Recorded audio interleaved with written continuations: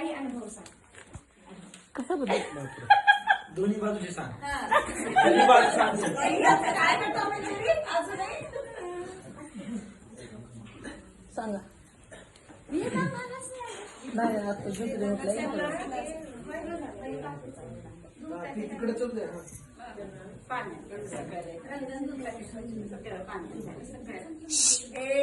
आनंदमयी जीवनाचा सुगंध गरवळावा, जिजुरी चंदनाने दुसऱ्या सुगंध द्यावा. धर्माधिकारी परिवाराने स्वतः जिजून जोशी आणि पाटील परिवारांच्या केळवणाचा आनंद साजरा केला. त्याबद्दल प्रथमतः त्यांच्या सर्वांचे मी वैभवीची आत्या, अमितची मावशी या नात्याने आभार मानते.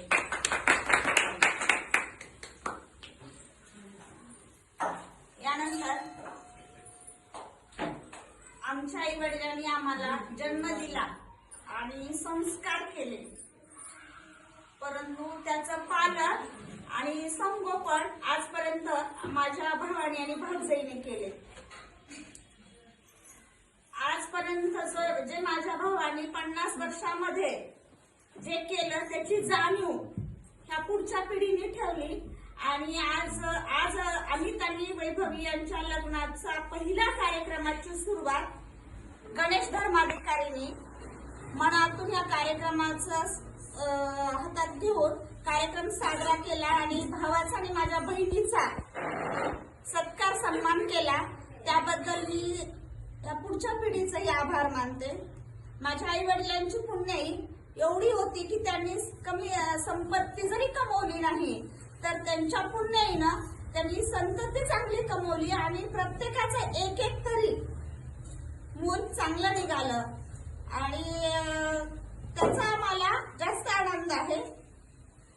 आणि आजचा हा कार्यक्रम त्यांनी छान साजरा केला. यापुढचे कार्यक्रम आनंदाने साजरे करावे, कसले वाद विवाद होऊ नयेत हे मी गुरुचरणी प्रार्थना करते.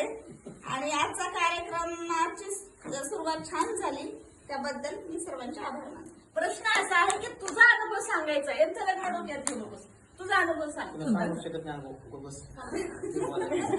लक्षात येत आणि तू जास्त दुःखी होऊ नकोस. दुःखी होऊ नकोस. टेन्शन घ्यायला तू समोर आम्ही आणि सविता मावशी तू सगळ्यांना तुझा अनुभव सांग काहीतरी तुझ्या याच्यातला कसला अनुभव होता आयुष्यातला कुठलाही अनुभव, अंगणवाडीची नोकरी म्हणा किंवा काही. माझ्या आयुष्यातले अनुभव सगळे चांगलेच आहेत, कारण मी सगळ्यात लहान असल्यामुळे माझं दुःख हे माझ्या वाट्याला चालेल.